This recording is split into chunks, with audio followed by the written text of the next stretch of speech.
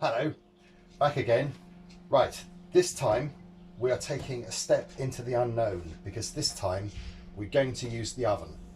So this is, this is where you're going to find out that I really don't know anything about cooking. But we're going to make a Torta di Pere Capovolta, which means upside down pear cake.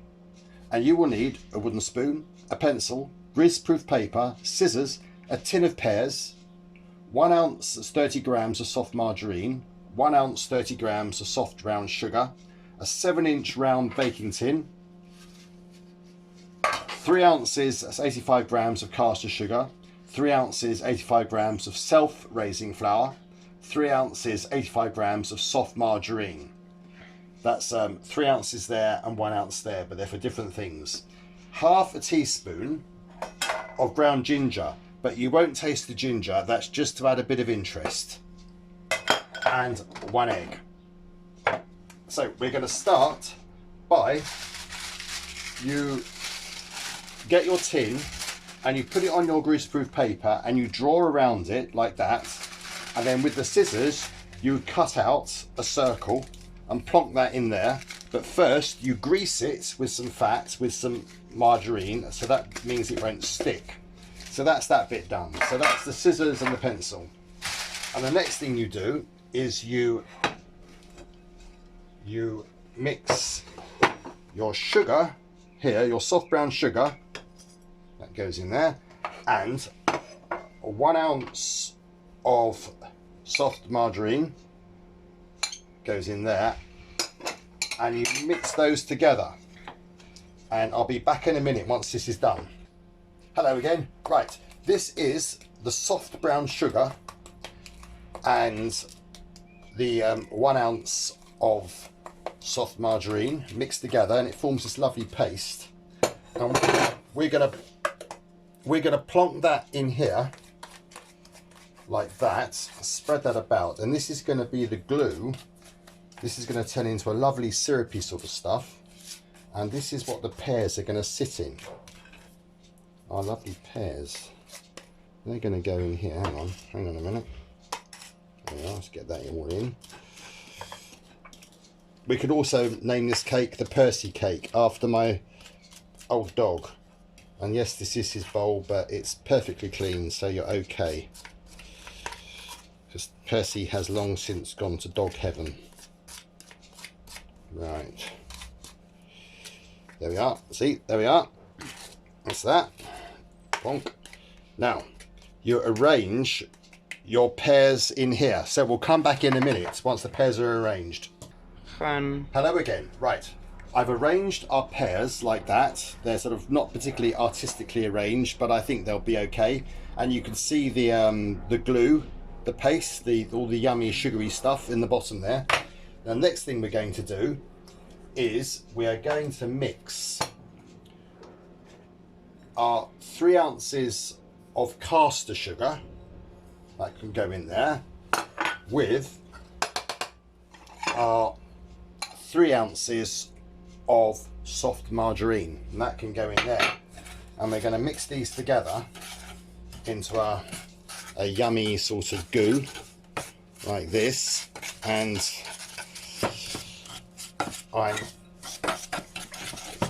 this will eventually go white. So we mix him up like that, and I think we'll cut there just for a second. Hello again. Right, so that's the beginning of our cake mix there. Yum yum. And I've broken the egg into here, and I'm just going to whisk him up like that. And your friends, when they eat this, when you feed them, they are going to be astonished, astounded that something that looks so simple can be so tasty. And they, like all the other things, like the other two things we've done, they are going to just want to eat more and more and more. You are going to be so popular, trust me. Right, so that's our egg, but first we're going to plonk in a bit of flour. First we're just going to sieve him in like that, and that is going to because the egg is going to curdle when it goes in here, because there's not much mixture. It's quite a small amount. So if we pop a bit of flour in and then we feed the egg in really slowly, then hopefully it shouldn't curdle too much. And here's our wooden spoon. I think we can. Oh, by the way, everything we've got here, the tin, all the ingredients, the spatula, the wooden, the lot, is all available at your local kitchen shop or your local department store, and it's all really easy to get, and there's nothing difficult here. And trust me, if it was difficult, or if it was more difficult, I simply wouldn't be able to do this. So we're going to plonk a bit more flour in. Now mix him in slowly, like that. And what we want to do is we want to get some air in there. So we don't want to smash it to pieces, which I'm probably doing, but we just want to plonk a bit of air in, and that'll make our cake spongy thing quite nice. And we'll put a bit more of this in, a bit more flour. Oh, and it's self-raising, not plain flour, and I think it's probably already got the stuff in it that makes it rise, because you don't want to get involved with baking powder at the moment. I mean, that's just another ingredient. It's a whole nother layer of complexity. So here we are. Just plonk a bit more in. Just so that. Shall we cut there, and I'll come back to you when it's done. Hello again. Right, back again. Right, that's the mixture there, and I'm just going to stir in our ground ginger. And honestly, you won't taste it. You won't think, oh God, this is full of ginger. It'll just give it a little bit of interest. And I thought if we called it Torta di Pere Capovolta, it would make it sound more exotic, because, you know, if it's got a French or Italian name, then we immediately think it's more exotic. But anyway, there we are. And apologies for my Italian pronunciation.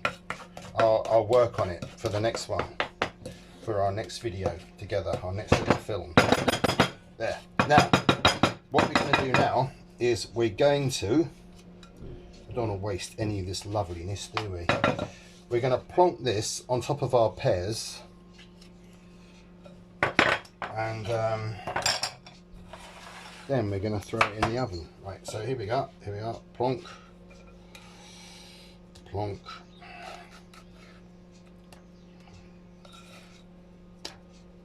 I think actually you can add cocoa powder as, to the sponge mix here and the cake mix, and that's also quite nice with pears. Or you could, if you wanted, put pineapple rings in, and that's just so delicious with pineapple. But if you don't use peaches, because something happens to the peach when you're cooking it, and they go bitter. So don't use peaches. I know they're really, you know, delicious and all that, but they don't really work in this. So there we are. Just spread this goo about a bit, like that. Have we got enough? I'm sure we have. Now just plonk it around like that. Don't worry about the presentation, because you won't see this bit. It'll all be lovely. I promise you. This is gonna be food heaven for you, and you can have this with custard or cream or ice cream, or how about ice cream and cream, or custard and cream? That would be, oh God, that would be heaven, wouldn't it? Right, there we are.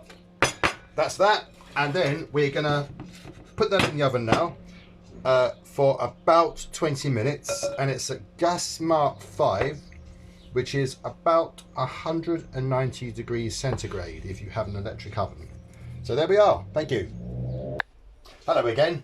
Right, we've just taken this thing out of the oven, so I'm just gonna whiz around with a knife just to loosen him up a bit, like so.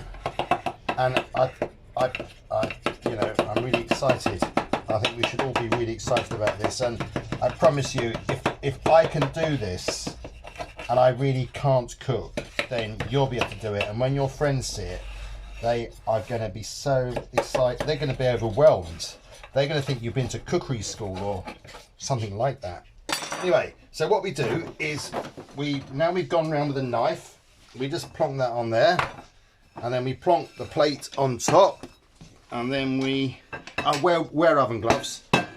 We put that on there, plonk plonk. Oh God, look at that! That's amazing. That is I'm overwhelmed. That looks delicious. Absolutely delicious. See all the sugar and the from our first mixture here has turned into this lovely goo that sticks it all together. So, oh wow, that looks incredible. Anyway, here are the ingredients. 1 ounce 30 grams soft margarine, 1 ounce 30 grams soft brown sugar. That's for the goo there. And then it's in a 7-inch round tin.